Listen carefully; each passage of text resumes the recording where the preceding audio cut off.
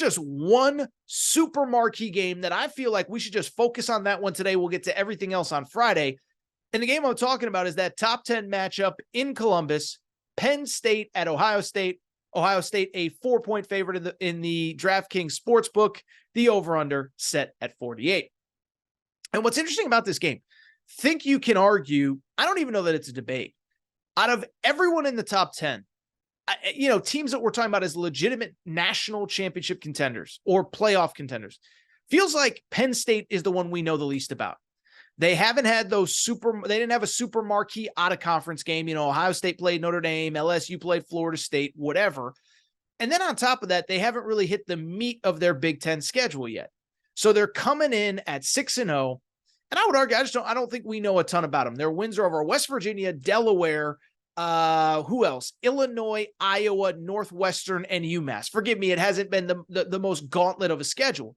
So you could say like Michigan, we don't know much about, but even Michigan, they've got a 2-year track record. They've won the Big Ten. So we kind of give them the benefit of the doubt. Well, I just don't think anybody really knows what to make of this Penn State team.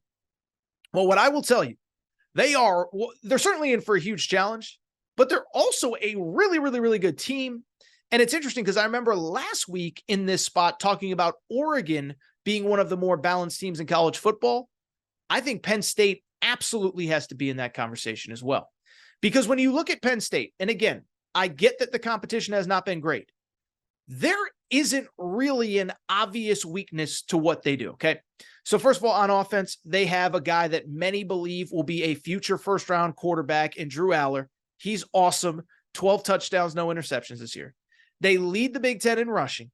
They have the best offensive tackle in college football, who's going to be a top 10 pick next year, Olu Fashanu. And so, first of all, first-round quarterback eventually. He's not eligible for this year. Number one rush attack, 2 really good backs, offensive tackle who's going in the top 10 of the draft. That's pretty good. They take care of the football. They're number 2 in the country in turnover margin. As I said, Drew Aller has not thrown an interception yet. They're number 2 in the time of possession, which means they beat the crap out of you at the line of scrimmage.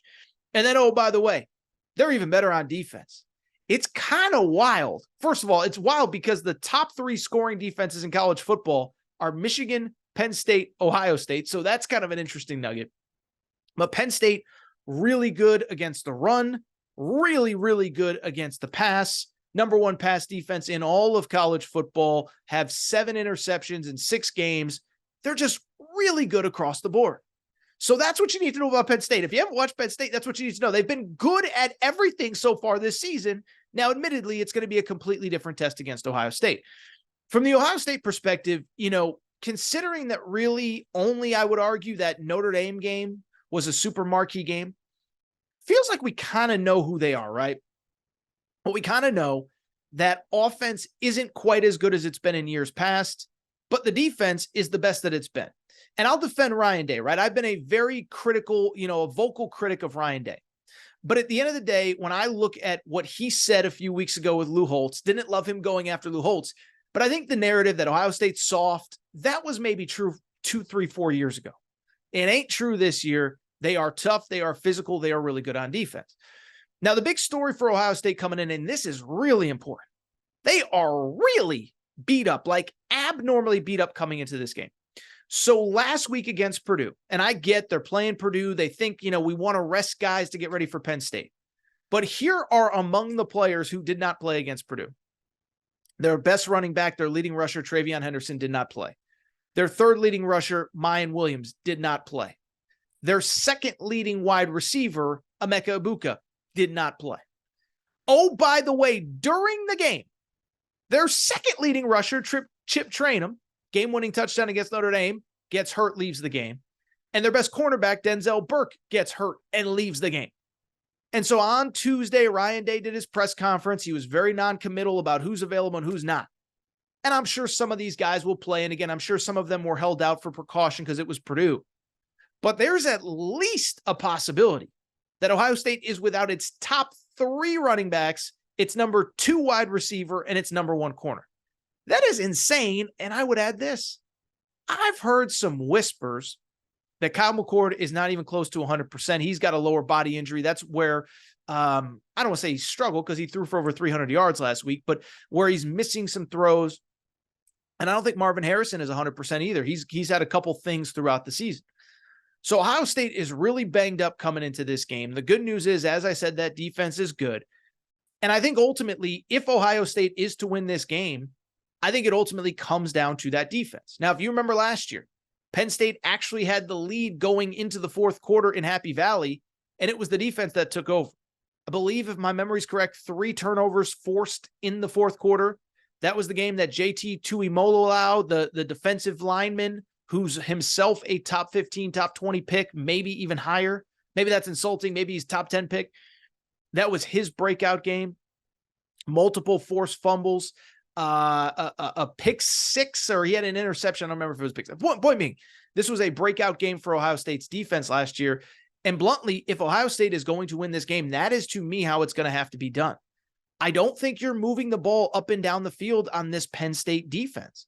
But at the same time, this Penn State offense does have some questions, most notably at quarterback.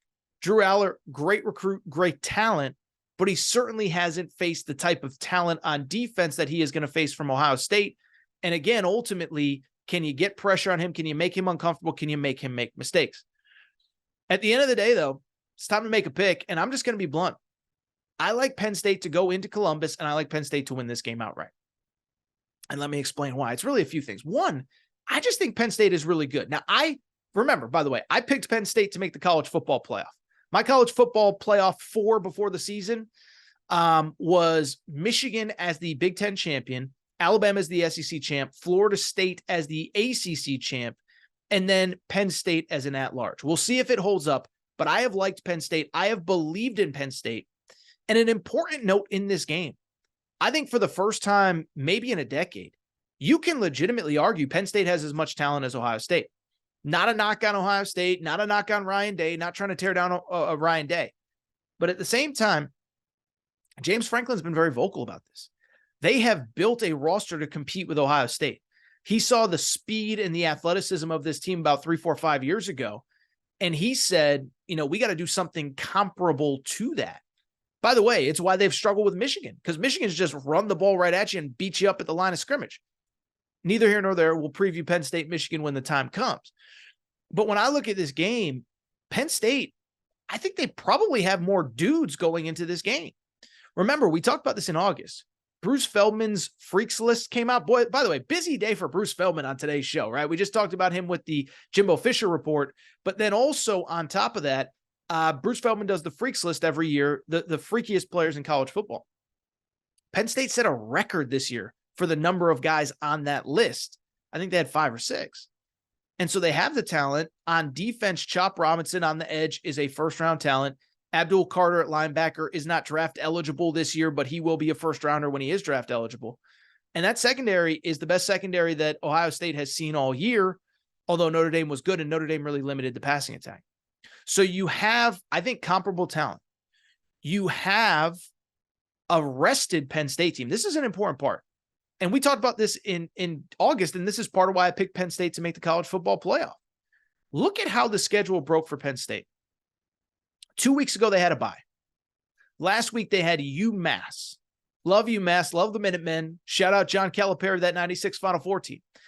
But at the same time, like they've basically had 3 full weeks to get ready for Ohio State, but more importantly, to get healthy for Ohio State. Meanwhile, Ohio State, they played Notre Dame, physical game, go into their bye. Maryland and Purdue, neither of those teams is a gauntlet by any stretch, but those are back-to-back Big Ten games. Maryland gave them, fits for a half, whatever. And so you look at Ohio State, they're more beat up. Penn State is rested. Penn State, you look at the numbers, and I had somebody send me something this week. Like, you look at the number of snaps that these guys have played, they just haven't played nearly as much or had to play nearly as much as Ohio State because the competition hasn't been as good. So they're well rested, 2 weeks, really 3 to prepare.